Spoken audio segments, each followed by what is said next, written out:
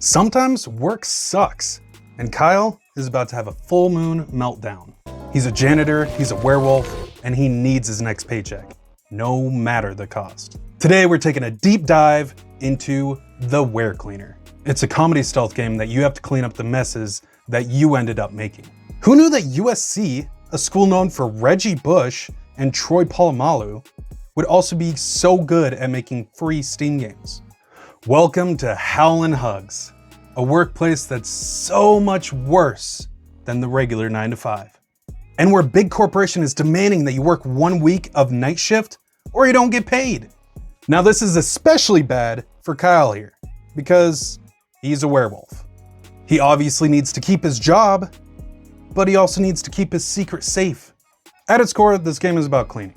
Cleaning the bathrooms, paint, the blood from your victims, and the office party that happened last Wednesday. The game's map is one big office maze, where you have to learn on the fly to try to stay hidden from everybody else. There's always going to be ways around the snacks. I mean, coworkers. You just have to find the hidden paths that are around the map. You'll find pretty fast that the vibe of this game is a little bit of dark humor, sprinkled with some surprises.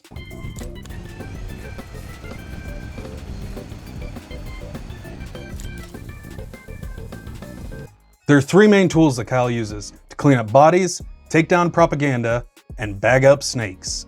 The first one you get is the fire hose. Use this one to wash away all those bad memories.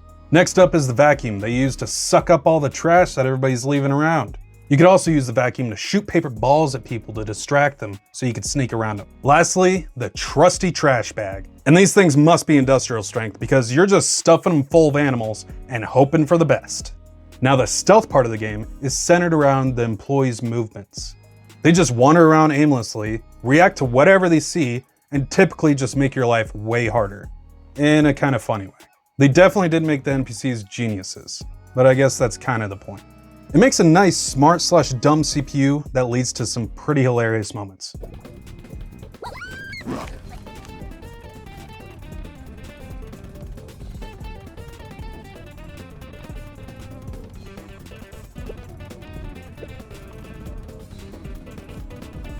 And then we get to what I call the shit happens factor. Because no matter how careful you are, something is bound to go wrong. You could be running around like a ninja and turn the corner and there's Deborah, face to face with a werewolf. No more Deborah. You quickly start to clean up the mess and Joe walks in. And no more Joe. And of course, Katie saw everything, so now you have to go for a new high score at the coworker eating Olympics. It's chaotic, it's stressful, but if you pull it off right, you feel like 00 K9. Now you'd think being a werewolf would be the most stressful part of the job, right? No, the real monster here is the evil corporate culture.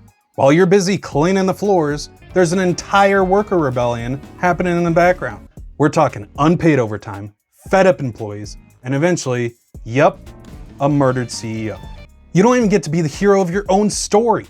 You're just the janitor cleaning up after a revolution that you weren't even a part of. Definitely gives you a good stick it to the man feeling though. All right, enough about Kyle, enough about this rebellion. Let's get to the real star of the show. Let's talk about Daryl. Now, Daryl's the security guard of this crazy workplace. He also just so happens to be Kyle's best friend at work, or maybe his only friend. Unfortunately, Daryl is slowly losing his mind. At the start, he's just a normal guy doing his job.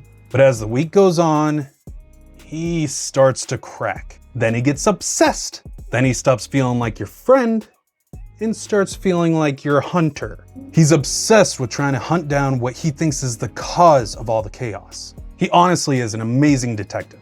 Well, sort of. He found a tuft of hair next to some blood pretty easily. But somehow he's totally blind to the massive worker uprising that's happening all around him.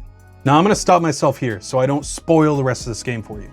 But I highly suggest you go try it out. It's short, it's chaotic, and it's one of the more unique games that I've played in a while. If you like stealth, dark humor, or you just like watching a werewolf trying to survive a 9-to-5, this game is definitely worth giving it a go. Make sure you let me know in the comments what your coworker high score was. Mine was 17, but is that enough to take home the gold? And go subscribe so you don't miss any more of these deep dives. And I'll see you all in the next one. Bye.